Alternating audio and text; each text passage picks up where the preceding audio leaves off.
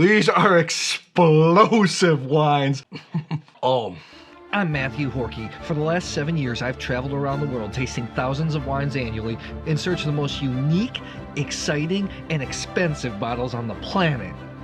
The term Grand Cru is one of the most misunderstood terms in the world of fine wine. It's actually a French term, which means great site or great vineyard. Different countries all over the world like to use the term Grand Cru, but really the two countries where Grand Cru is actually embedded in the wine laws are France and Germany. They are the two original traditional fine wine countries. You have other countries that are trying to replicate it, like in Spain you have the Vino del Pago. In Italy they're trying this MGA system in Barolo and soon in Chianti Classico. I have mixed feelings about it. In France, it's meant to determine what are the best vineyard sites to make the best fruit, which in theory should make the best wines.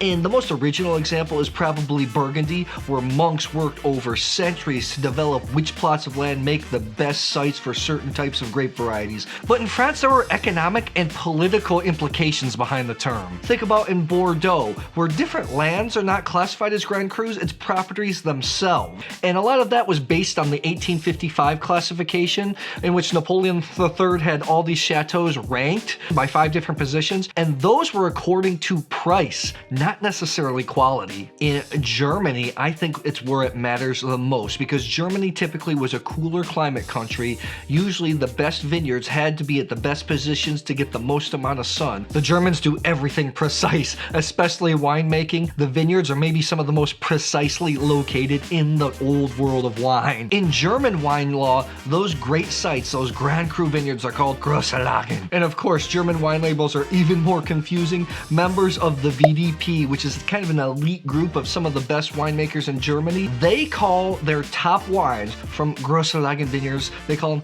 Grosses Gewachs, which means great growths. I know, those pesky German wine laws. So I have here a true Grand Cru wine versus one in the New World that's trying to be Grand Cru. I want to see how they compare.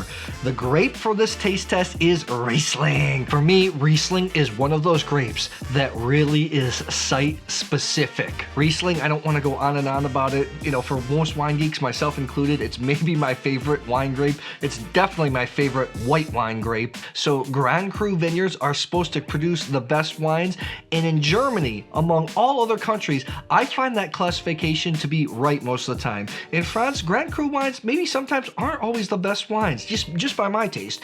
First up, I have here the Hofkeller Wurzberger. This is the Riesling Wurzberger Stein 2019 Grosses Gewachs. This is from Franconia or Franken. It's a region that's not as well heralded for Riesling, although I think it's a fantastic region, makes some brilliant wines. Sylvaner is kind of the main white wine grape there. I've actually been to the Wurzberger Stein, the Grand Cru vineyard. It's incredible. When you come down the Autobahn, the highway, and you drive down into Wurzburg, you see the Wurzberger Stein. It's a really steep vineyard, faces south. This is 2019, comes in the cool Buchsbeutel. This is the coolest bottle in the wine world. This is a protected bottle in Franken, in Franconia. I think it's a conversation starter. It's a cool bottle shape. The Challenger. I have the Eroica XLC for extra lease contact, dry Riesling, Evergreen Vineyards, 2018. Look, I know these aren't the same vintages. It's one vintage off. Just give me a break on this. It's hard to find older Grosses Gewachs wines, okay? This is a collaboration project between Chateau Ste. Michelle, Washington State, which is the biggest producer in the world of Riesling, by the way, and Dr. Ernest Loosen from the Mosel. Really looking forward to tasting this. I think it's made in the Mosel style. So basically, Chateau Ste. Michelle brings the vineyards, Ernie Loosen brings in the know-how and the knowledge. Traditionally in the Mosel, the great wines are fermented in large casks with indigenous yeasts. The Eroica even has this GG standing for Grosses Gewachs, trying to symbolize that it's trying to be like a Grand Cru wine. I've tasted the entry-level Eroica before, but not the XLC. These are not cheap wines. XLC comes in at 45 bucks. The Wurzberger Stein from Hofkeller comes in around 40, so this is some pretty serious wine. I'm looking forward to treating myself. We ready to rock and roll? Let's get it. Since today is all about Grand Cru-ness, I'm treating myself with the Gabriel Glas Gold editions. I usually use my Gabriel Glas Standard editions because I have an affiliate link for those. I don't for these glasses because they're always sold out, but I love these glasses. The Standard edition are just as good. They're universal glasses. They work great with Riesling, red wines, white wines. They're a little bit sturdier than the Gold edition, so I use them more often. Anyways, I'll put a link for those in the description box. If you use it, helps the channel out a lot. Okay, had somebody mix these up. Obviously, I couldn't put the brown bags in front of me because one bottle shape is weird and it would stand out. I'm super excited. My favorite grape. Let's get it. These are explosive wines. In the VDP system, they have a little pyramid where they have Gutschwein at the bottom. That's the house wine. They have Ortswein, which is the village wine. They have Erste Lager, which is the premier cru, and then Grosses Gewachs, which is the Grand Cru. This is the system for dry wines. You notice a difference in terms of aromatic and complexity every step of the way. That's why I love German wine so much. You know exactly what you're getting. Explosive. So this has like a lime, a baked apple, a lot of slate type flavors, a little bit of petrol, white pepper. This is kind of like Mosel style, so I'm already thinking that, hey, this might be the Chateau Ste. Michelle. It has like this blue slatiness type flavor that I associate with Mosel Riesling. And I know it's made with fruit from Washington State, but Ernie Lucen is the consultant or is the collaborator, so I'm assuming he's gonna try to make the same style. This is super good. Oh, so funny. Whilst wine geeks love Riesling, the general public generally does not. But man, great Rieslings have this beautiful play between, this real tension between acidity and fruit. It's almost like when you have fresh squeezed orange juice versus orange juice that you buy. The fresh squeezed orange juice, it just has this nice tension, long finish. I mean, I'm still tasting this wine. I haven't had wine for about 5 days, so this is awesome, actually. Wow, so that's a lot less. Let's compare the one on the right here. Gosh, these are so different. This is more, the one on the left's a little bit more aromatically explosive, while the one on the right here, okay, never mind. This is hard.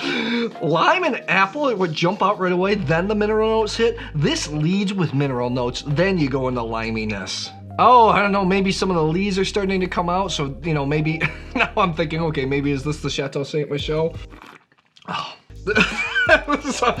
Both super long finish. This is round and creamier, and the perception of acidity is lower. Here's the thing in German wine law, you can match the residual sugar with the acidity when it comes to Riesling. So if there are 9 grams per liter of acidity, you can have up to 9 grams per liter of residual sugar and it'll still be a dry wine.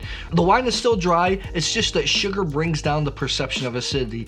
Think of lemonade. If you bite a raw lemon, the acidity is searing, but once you add sort of sugar, some water, it kind of tones that acidity down, brings the perception of the acidity down. I think that this might, since an American wine may be more for the American market, this one, the acidity is a little bit higher.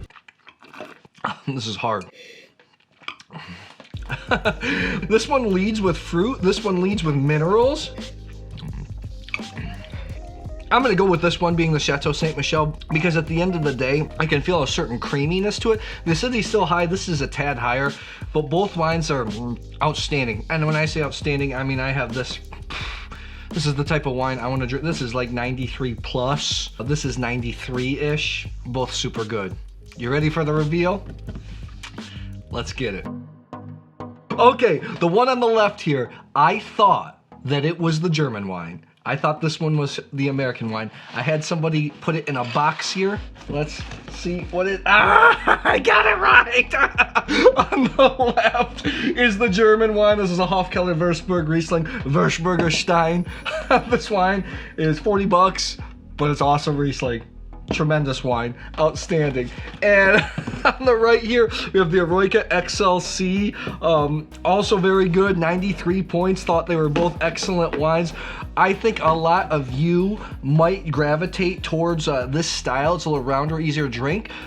Still super complex, still have the acidity. This one has just a tad more acidity. You know, not everybody likes that sharpness, so I don't know. So I guess in this matchup, the real Grand Cru wins. So tell me, what do you think when you see the word Grand Cru? Does it make any sense to you? And Riesling, do you like it? Do you like Grosses Gewachs Rieslings? Let me know in the comments below. Thanks a lot. I'll see you soon.